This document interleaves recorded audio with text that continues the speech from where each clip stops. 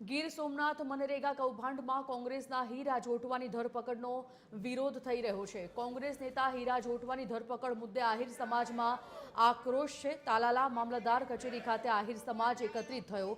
મામલતદાર મારફતે સરકારને આક્રોશભેર આવેદન આપવામાં આવ્યું છે। સરકાર દ્વારા કિન્નાખોરી રાખવામાં આવતી હોવાનો આક્ષેપ। ન્યાય આપો હીરાભાઈને ન્યાય આપોના નારા લાગ્યા। એવામાં સરકાર દ્વારા એકતરફી કાર્યવાહી કરવામાં આવતી હોવાનો આરોપ છે। ભાજપ સરકારમાં ભરૂચમાં કરોડોના નેશનલ હાઈવેના ભ્રષ્ટાચારના આરોપ છે। તેવામાં અનાજ ગોડાઉનના કૌભાંડ છતાં સરકાર ચૂપ હોવાના પણ આક્ષેપ લાગ્યા। આહિર સમાજના આગેવાનોએ ટાર્ગેટ કરવાના સરકાર પર ગંભીર આક્ષેપ। જો સરકાર ન્યાય નહીં આપે તો આગામી સમયમાં ઉગ્ર આંદોલનના પણ એંધાણ છે।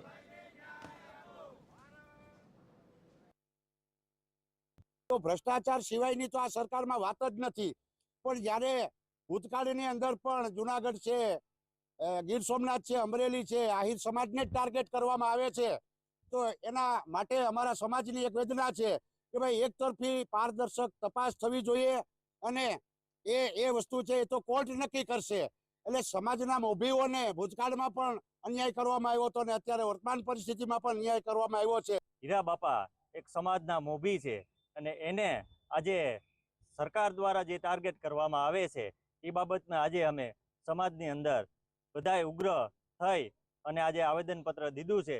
તે છતાં યુવાનોને અમે અત્યારે હાલ યુવાનો બધા એક્ટિવ છે, જે આવનારા સમયમાં અંદર કોઈ પણ સમાજ માટે લડવાની વાત આવશે ત્યારે યુવાનો બધા એક સાથે મળી અને સરકાર સાથે લડશું। આહિર સમાજના જે ભામાસા કહેવાય અને સર્વ સમાજના લોકપ્રિય નેતાને આ સરકાર દ્વારા ટાર્ગેટ કરવામાં આવ્યા છે મનરેગા કૌભાંડના બેઝ ઉપર, જેનું કોઈ એજન્સીમાં કોઈ ભાગીદારી નથી, એજન્સીઓવાળાને કોઈની ધરપકડ નથી અને આને નિવેદન લેવાની બાબતમાં ત્યાં બોલાવી અને એની ધરપકડ કરવામાં આવી છે। એકતરફી આખો નિર્ણય લેવામાં આવ્યો છે અને એને હેરાન કરવામાં આવે છે।